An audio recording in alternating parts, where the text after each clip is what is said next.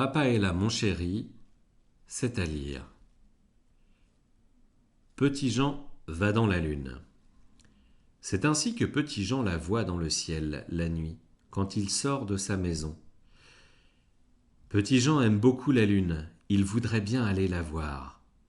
Appuyé contre la maison de Petit Jean, il y a une grande échelle, assez grande peut-être, pour aller jusqu'à la lune. Et la montée commence, la montée de Petit Jean.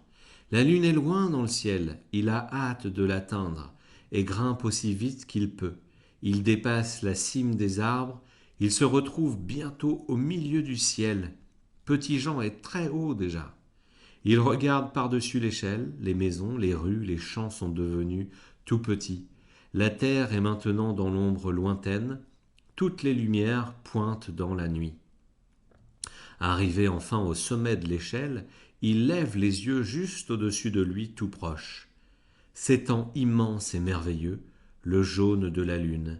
Il peut même le toucher, le prendre dans ses mains. La lune se laisse faire. Tout en marchant, Petit Jean cherche comment il pourrait ramener la lune sur la terre avec lui. Mais elle est bien trop grande, et lui bien trop petit. Alors très fort, il la regarde et en remplit ses yeux. La nuit est maintenant très avancée, Petit Jean doit repartir. Il s'approche de son échelle et pose une dernière fois la main sur la lune, la caresse et referme son poing. Puis il commence à descendre. Petit Jean s'arrête pour se reposer et regarde dans sa main. Un petit morceau de jaune y est resté accroché. Il referme sa main avec précaution et se sentant riche d'un immense trésor, continue de descendre joyeusement à travers les nuages. Comme la terre est belle quand on revient de si loin. De retour sur la terre, Petit Jean regarde vers le ciel, mais ce n'est pas la lune. Il ne reste plus qu'elle. Il ne reste plus d'elle qu'un morceau jaune et rond d'un seul côté.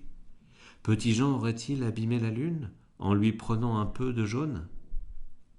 Petit Jean, inquiet, eut beaucoup de mal à s'endormir cette nuit-là. La lune garda longtemps sa curieuse forme dans le ciel, mais un soir, quand Petit Jean monta sur la colline, la lune était là toute ronde, elle avait repoussé, et Petit Jean fut très heureux. Hélène Tersac, bonne nuit les enfants.